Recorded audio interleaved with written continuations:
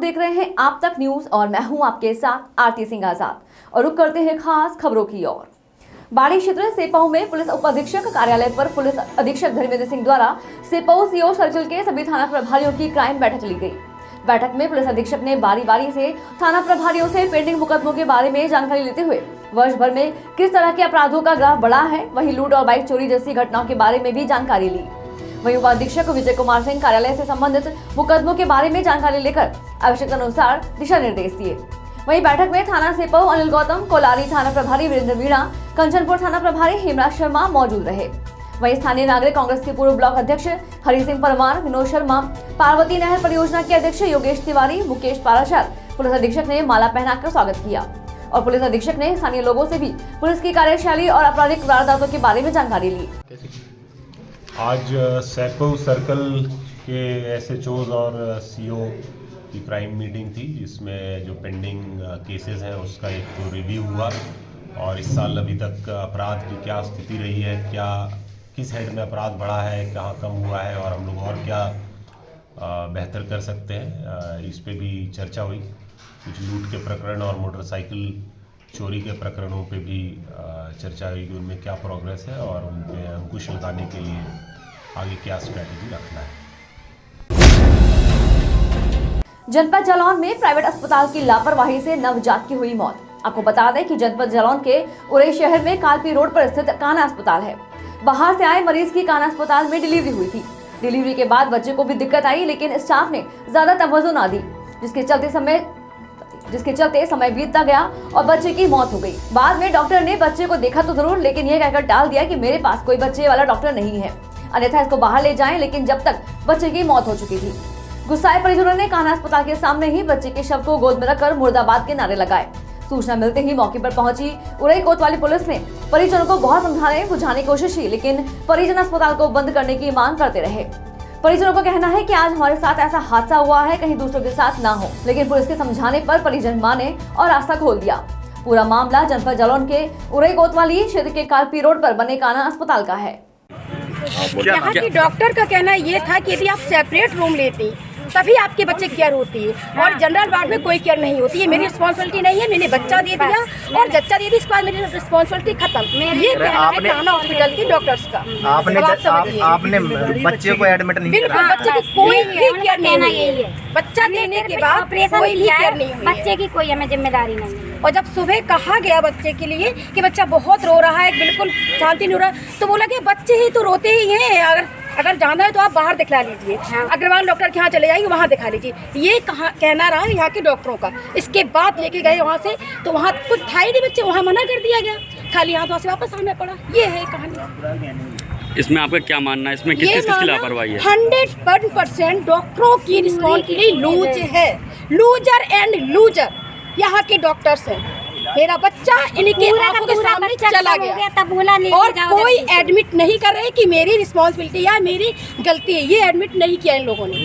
बस हम बच्चों आज यहाँ पर आयो, क्या समस्या है? मैं यहाँ पे कान्हा हॉस्पिटल आया था क्योंकि मेरे साले साहब की वाइफ की डिलीवरी थी, तो यहाँ पे डिलीवरी हुई। डिलीवरी के उपरांत क्या हुआ कि थोड़ा बच्चा पहले तो नॉर्मल था, उसके बाद धीरे धीरे बच्चे को थोड़ा रोने लगा बच्चा, और लाख बुलाने पे नर्सों को बुलाया गया। लाख बुलाने पे नर्सें भी नहीं आई। नर्सों ने कह रहे हैं अभी आ रहे हैं, फ़ोन पे बात चलती रही उनकी परमानेंटली, कह रहे हैं अभी आते हैं, और ऐसे ही उन्होंने टाइम स्पेंड पूरा कर दिया। फिर उसके बाद फिर से कहा गया कि भाई बच्चे को प्रॉब्लम है, तो कह रही हैं मुझे बच्चे के बारे में कोई जानकारी नहीं है, आप इसको दूध पिला दीजिए। बस उन्होंने इतना कह के बस बच्चा रोता रहा प्रॉब्लम में। और फिर सुबह हुआ तो सुबह दूसरी स्टाफ नर्स आई, उन्होंने जब चेकअप किया 8 बजे के समथिंग, तो उन्होंने डॉक्टर साहब को बुलाया। डॉक्टर ने बोला कि आप इसको लेके जाइए, क्योंकि हमारे यहाँ पे व्यवस्था ही नहीं है, कोई डॉक्टर ही नहीं है। रात भर बच्चा रो रहा है, किसी को कोई ख्याल नहीं है, किसी को कोई जिम्मेदारी नहीं बन रही है किसी की कि भाई क्या हुआ बच्चे को। उधर हम जैसे ही बच्चे को उन्होंने देख लिया, पहली बात तो वो डॉक्टर जो थे वो 99% श्योर थे कि बच्चा एक्सपायर हो गया, लेकिन उन्होंने अपने ऊपर ब्लेम न ठोकते हुए कह दिया कि बच्चा आप लेके जाइए SNCU, यहाँ जो जिला अस्पताल है उधर, उन्होंने कह दिया उधर लेके जाइए। जब हम उधर गए तो हमें पता चला, उधर क्या हम तो बाहर ही आके हमें पता चल गया था। उधर से आने के बाद सीधे हम जब इधर आए तो बच्चा एक्सपायर था। तो आप क्या मानते हैं किसकी लापरवाही से? सारी लापरवाही स्टाफ की, स्टाफ नर्सेस की और डॉक्टर्स की, यहाँ के पूरे रिस्पॉन्सिबल जितना भी स्टाफ है सभी की लापरवाही है। गाना हॉस्पिटल जो उरई में है, इसकी पूर्णतः लापरवाही मानी जाए। डिलीवरी में कितना पैसा लिया जाएगा? शुरू में 9 महीने से मैं यहीं पे कंटिन्यूसली ट्रीटमेंट करवा रहा हूँ। उनका अभी तक 1 लाख रुपए खर्चा हो चुका है और ऑपरेशन के लिए भी 28-30 हज़ार रुपये भी मांगा है, जिसमें से सुबह सपा अध्यक्ष ओम प्रकाश राजभर ने मैनपुरी लोकसभा चुनाव को लेकर बयान दिया है। उन्होंने कहा कि यूपी में हुए सभी उपचुनाव सत्ता पक्ष के खाते में गए हैं। उन्होंने कहा कि मैनपुरी लोकसभा में नेताजी सपा बसपा गठबंधन होने के बाद भी 95,000 वोटों से जीते थे। ऐसे में इन वोटों में बसपा के वोट निकाल दीजिए तो सपा का क्या हाल होगा। उन्होंने दावा किया कि सपा चुनाव में लड़ाई में ही नहीं है, वो सिर्फ चिल्ला रहे हैं। उन्होंने कहा कि सपा ने अपने कार्यकाल में अन्याय, अत्याचार, तानाशाही, गुंडई की है। उन्होंने कहा कि जिनके साथ अन्याय अत्याचार हुआ है वे लोग सपा को वोट देने को तैयार नहीं है। ओपी राजभर अखिलेश शिवपाल के एक होने पर बोलते हुए कहा कि चाचा कब सपा से अलग रहे हैं। लोकसभा विधानसभा में चाचा साथ थे, कितने वोट दिलाए, तो अब कितना वोट दिला देंगे चाचा जी। आए हैं किस तरीके का मैसेज देना चाहते हैं? कि हम प्रदेश में जहाँ जहाँ हमारे नेता निकाय चुनाव लड़ने की तैयारी में हैं, हम वहाँ जाकर के सभा के माध्यम से, संगठन के माध्यम से चुनाव लड़ने के लिए लोगों को ताकत देने के लिए ऊपर सभा ये कार्यक्रम चला। निकाय चुनाव जो है उसको लेकर भाजपा भी काफ़ी सीरियस है, समाजवादी पार्टी भी कमर कस रही है। फिलहाल उपचुनाव की अगर हम बात करें तो मैनपुरी और रामपुर के जो उपचुनाव हैं उसको आप किस तरीके से देखते हैं? देखिए, प्रदेश में जो उपचुनाव होते हैं वो सत्ता पक्ष का होता है। अगर आप देखिए आजमगढ़, आप देखिए आगरा, रामपुर, आप देखिए गोला, अपने यूपी में जो चुनाव हुए वो सत्ता पक्ष के खाते में गया और बड़ी चर्चा मैनपुरी लोगों के दिमाग में है। देखिए, जब माननीय नेताजी बसपा सपा गठबंधन में चुनाव लड़े तब वो 95,000 से जीते। अगर बसपा का वोट खाली निकाल दीजिए तो मैनपुरी में क्या हाल है सपा का। तो हम जो पिछला रिकॉर्ड है उसी के आधार पे लड़ाई नहीं है, खाली चिल्ला रहे हैं। 4 बार की सरकार में जो समाजवादी पार्टी ने गुंडई किया, तानाशाही किया, जमीन कब्जा किया, थाने से अपराधियों को छुड़ा के लेके चले गए, जिनके साथ अन्याय अत्याचार हुआ, तो वो लोग समाजवादी पार्टी को वोट देने को तैयार थे। तो चाचा भी साथ आ गए भतीजे, तो चाचा कब अलग रहे हैं आप बता दीजिए। विधानसभा चुनाव में साथ रहे हैं, लोकसभा में साथ रहे हैं, गेहूं में साथ रह के कई वोट दिला देंगे चाचा जी? आप भी तो साथ में रहे हैं समाजवादी पार्टी के। दिखा दिया ताकत। अम्बेडकर नगर खाता नहीं खुलने दिया, आजमगढ़ खाता नहीं खुलने दिया, गाजीपुर खाता नहीं खुलने दिया, बलिया में हमारे मित्र लड़ रहे थे, छोड़ दिया, नहीं तो दांव तो लगा ही दिया था। रामपुर में आपके द्वारा प्रत्याशी घोषित किया गया है जयवीर सिंह को, तो क्या मैनपुरी में आपके द्वारा प्रत्याशी का भी कोई ऐलान नहीं हुआ? देखिए, तो कहाँ आपकी पार्टी हमने हमारा पर्चा खारिज हो गया है। हम लोगों ने यहाँ से पर्चा भर करके कंप्लीट करके दे दिया। सिर्फ उसकी जो प्रक्रिया होती है शपथ का, तो शपथ वो नहीं न ले पाया, न रिटर्निंग अफसर दिलाया, जबकि जिम्मेदारी रिटर्निंग अफसर की होती है। तो रिटर्निंग अफसर की चाहे चालबाजी हो, चाहे प्रत्याशी की चालबाजी जिसको कह लीजिए, तो और सब चीज़ ओके है, सिर्फ शपथ पत्र के न लेने की वजह से पर्चा हमारा मैनपुरी का खारिज हो गया, नहीं तो हम तो छमाही परीक्षा तो पास कर लेते। तो ऐसे में मैनपुरी में किसको, समाजवादी पार्टी को या बीजेपी को सपोर्ट करेंगे? फिर मैं कह रहा हूँ कि अगर 2019 के चुनाव के अब नज़र डाल लीजिए तो रिजल्ट आपको मिल। जनपद जालौन में आज उरई शहर में फिटनेस बरकरार रखने के लिए क्रिकेट टूर्नामेंट का उद्घाटन हुआ। अंडर 19 क्रिकेट टूर्नामेंट का उद्घाटन कमिश्नर झांसी आदर्श सिंह ने किया। कमिश्नर का मानना है कि फिटनेस बरकरार रखने के लिए क्रिकेट का खेल बहुत ही जरूरी है। क्रिकेट खेलने से शरीर में चुस्ती फुर्ती बरकरार रहती है और बॉडी भी फिट रहती है, जिसके चलते आज जनपद जालौन के उरई शहर के पुलिस लाइन में क्रिकेट टूर्नामेंट का आयोजन किया गया, जिसमें जालौन जिलाधिकारी चानी सिंह एवं जालौन पुलिस अधीक्षक रवि कुमार समेत जनपद के समस्त जनप्रतिनिधि क्रिकेट टूर्नामेंट में मौजूद रहे। अलग अलग स्थानों से आई क्रिकेट टीमों ने किया प्रतिभाग। उरई की पुलिस लाइन में आयोजित किया गया क्रिकेट टूर्नामेंट का आयोजन। सर, आज पुलिस लाइन में मैच का उद्घाटन किया गया है, कहाँ कहाँ की टीमें आई हैं और किस प्रकार की?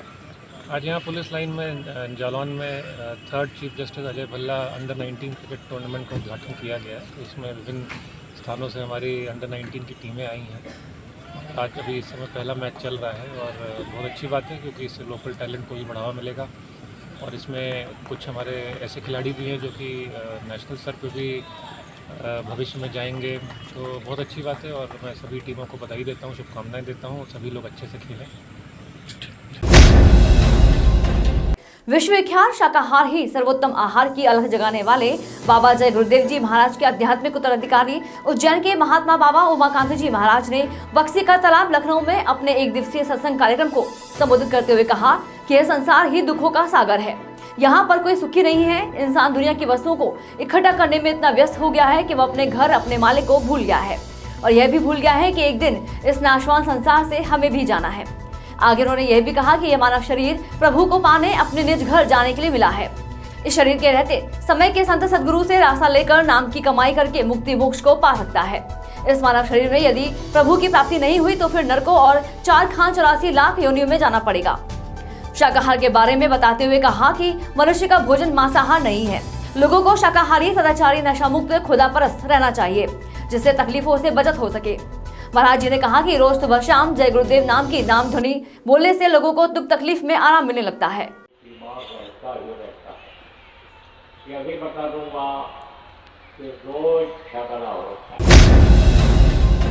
मोरावा थाना क्षेत्र के सभी वर्दीधारियों का रौब सर चढ़ के बोल रहा है, जहां पर बिना लांग लपेट के गरीबों से हर काम के लिए पैसों की मांग की जाती है। ऐसी ही घटना हिलौली के कांचनगोड़ा निवासी राम सिंह के साथ घटी, जहां शनिवार को मोरावा थाना के हल्का नंबर 3 के सिपाही अरुण उपाध्याय ने राम सिंह को बुलाया। कोर्ट में मुकदमा के नाम पर जेल जाने की बात कही। पीड़ित ने पूरी बात जाननी चाहिए तो सिपाही ने खर्चा पानी मांगा। जब पीड़ित ने पैसे देने से मना कर दिया तो पीड़ित का कान पकड़कर 4 थप्पड़ मार दिए और जबरदस्ती 1100 रुपए ले लिए, जिसकी शिकायत पीड़ित ने थाना प्रभारी से की, लेकिन कोई कार्रवाई नहीं हुई और बाद में सिपाही दोबारा पीड़ित को धमकाने आया। जब इस बात की मामले की जानकारी मोरावा थानाध्यक्ष अमरनाथ यादव से की गई तो उन्होंने बताया कि पीड़ित को मेरे पास फोन आया था और हमसे बात हो गई थी, जिसमें पैसे लेने की और मारपीट की कोई बात नहीं है। ये सब मामला फर्जी है। जी चाचा जी, क्या नाम है आपका? राम सिंह, पिता का नाम स्वर्गीय बंसीलाल, हिलौली, थाना मोरावा। जी, क्या मामला है? मामला सर, हमारे घर एक आदमी कल गया, बोले कि तुमको दीवान साहब ने बुलाया है, वहाँ बैंक के पास बैठे हैं। जी। तो हम वहाँ गए, हमने कहा सर बुलाया आप हमको आपने? जी। बोले जी आपको जो है वहाँ कोई मुकदमा चल रहा है जी, और उसी का वारंट है और तो इसीलिए बुलाए हैं। तो हमने कहा सर हमारा तो कोई झगड़ा नहीं हुआ कभी किसी से, कैसा मैटर है जी? तो कहने लगे कि तुमको क्या मालूम है और तुमको खाली मूली बता देंगे क्या? हाँ। तो कुछ खर्चा लगता है, वहाँ से हम पेट्रोल फूंक के आते हैं और पैसा लगेगा तब बताएंगे जी। और एक सादे कागज पे दस्तखत करा लिए हमसे जी, और फिर भी नहीं बताया। तो हमने कहा सर कुछ बताया नहीं आपने। हाँ। तो कहने लगे फिर वही बात आई कि जो है खाली पीली जानकारी लेना चाहते हो जी। तो हमने कहा सर पैसा तो हमारे पास है नहीं। तो हमारे कान पकड़े और 2 घंटा मार दिए। अच्छा। बोले पैसा नहीं तो यहाँ क्या करने आए हो जी? तो हमने कहा सर मारा क्यों आपने? तो फिर 4-5 घंटा मार दिए जी, और हमारे डर के हमारे पास 1100 रुपया थे तो हमने दे दिया जी। और उसके बाद भी हमको कोई तारीख या कुछ नहीं बताया कि कौन सा मुकदमा है, क्या है, कहाँ जाना है, क्या जानकारी। तो पैसा लिया और मारा भी, इसकी शिकायत आपने कहीं की है? जी सर, हमने मोरावा एसओ साहब के पास किए थे जी। तो उसके बाद आए हमारे पास और फिर हमको दड़े दापड़े किए कि शिकायत करते हो, अब तो पैसा और लगेगा, ऊपर देना पड़ता है पैसा। ऊपर देना पड़ता है? हाँ सर, हमसे यही बात बताए थे कि ऊपर देना पड़ता है पैसा। अब ऊपर शिकायत किए हो तो अब उनको भी देना पड़ेगा, तो अब पैसा और लगेगा। तो इस बात की शिकायत आप और कहीं करेंगे? जी सर, अब हम उन्नाव जाएंगे और उन्नाव भी सुनवाई नहीं होगी तो हम लखनऊ जाएंगे, IG DIG के पास जाएंगे। हमको न्याय चाहिए। ठीक, धन्यवाद। फिलहाल इतना ही। खबरों का सिलसिला लगातार जारी है, बने रहें आप तक न्यूज के साथ। नमस्कार।